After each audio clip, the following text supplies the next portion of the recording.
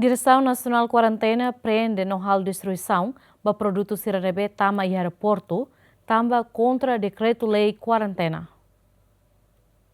Diretor Quarentena Biossegurança Ateten produto sira nebe Direção Nacional Quarentena destrói tamba produto sira nebe passageiro internacional sira lori husi sira nia nação tamba contra regulamento no decreto-lei quarentena número 14 singida bara ringroron resintolo. Diretor Quarentena ne informa sasang nebe tama ilegal li husi aeroporto Direção Nacional Quarentena sai prende hotu tamba ia risco basau de público. Ne laiha autorização se karantina ne contrabando katak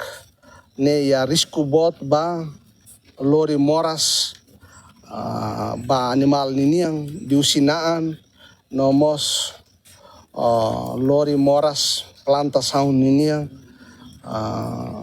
ne maka tuirlei karantina niang katak ita bele prende bele aruka fila ou ita bele destruição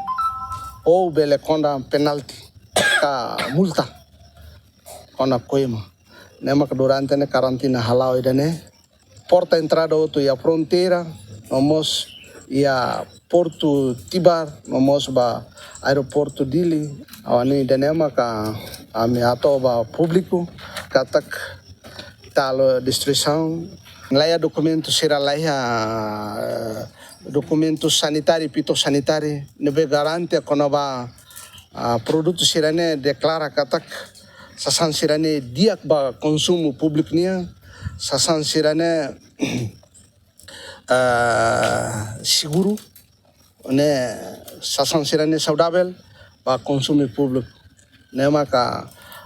ita destrui produto sira nebe passageiro sira lori tamali husi aeroporto mai be Direção Nacional prende ho di halo destruição makanesan naan aifuan modo no sasan sira seluk nebe tama ilegal ia aeroporto equipa cobertura ZMN.